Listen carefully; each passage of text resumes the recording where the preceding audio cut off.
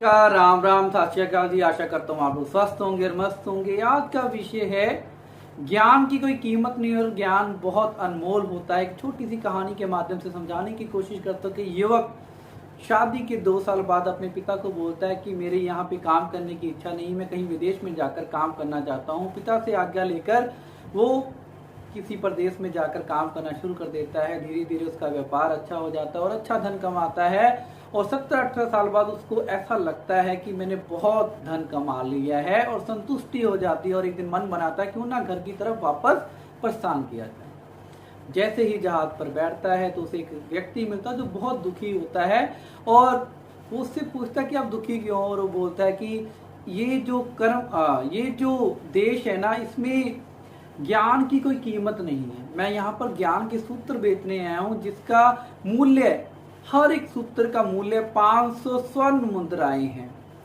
उसे बड़े ध्यान से सुनता है और कहता है कि ये मेरी कर्म भूमि है, इस देश से मैंने बहुत कुछ कमाया है, तो क्यों ना मैं अपने देश का कर्म भूमि का मान रख लूं और इससे एक ज्ञान सूत्र ले लूं। पहले तो उसको पैसे बहुत ज्यादा लग रहे थे, 500 स्वर्ण मुद्राएं, लेकिन उसको कर्म भूमि की आन भी बचानी थी तो उसको स्वर्ण मुद्राएं दे देता और बोलता कि बताओ ज्ञान सूत्र में क्या है। कहते भी कोई भी कार्य करने से पहले 2 मिनट जरूर सोचे।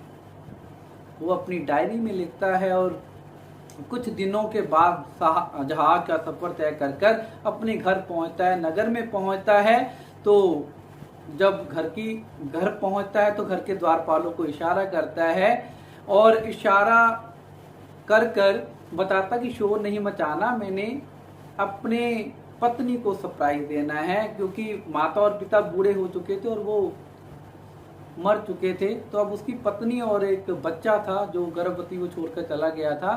अब जब वो कक्ष में जाता है तो अपनी पत्नी के साथ एक युवक को सोया देखकर उसको बहुत गुस्सा आता है और गुस्से में अपनी तलवार निकालता है और उसको मारने ही लगता है। तो उसको ज्ञान सूत्र याद आता है कि कोई भी कार्य करने से पहले 2 मिनट रुकें जरूर और सोचे जरूर। ऐसा सोचने ही लगता है, तलवार को वापस म्यान में डालता है। तब तक जो तलवार है किसी बर्तन के साथ टकरा जाती है और बर्तन नीचे गिर जाता है। बर्तन की शोर की वजह से उसकी पत्नी की जाग खुल जाती है।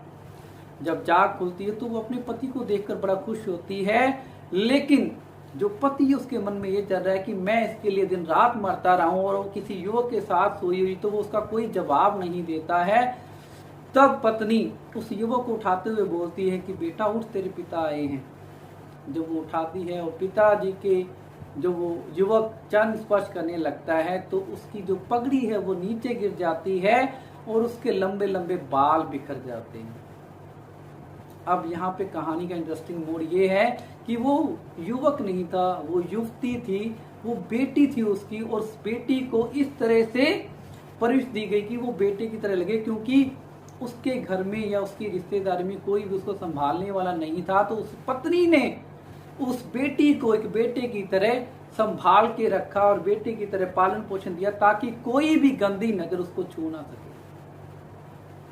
अब कहानी का सार क्या है कि हम लोग कई बार बोलते हैं कि ज्ञान जरूरी नहीं है। वो 500 स्वर्ण मुद्राएं उस सेठ को जहाज में बहुत ज्यादा लग रही थी, लेकिन आज वो 500 स्वर्ण मुद्राओं की वजह से वो सारा परिवार खत्म होने से बच गया। ऐसे ही नहीं कहा जाता कि ज्ञान अनमोल है। अगर आपको ये कहानी अच्छी लगी तो कृपया लाइक, सब्सक्राइब, कमेंट जरूर करें। धन्यवाद। जय श्री राम। आपका अपना अमित माथुर।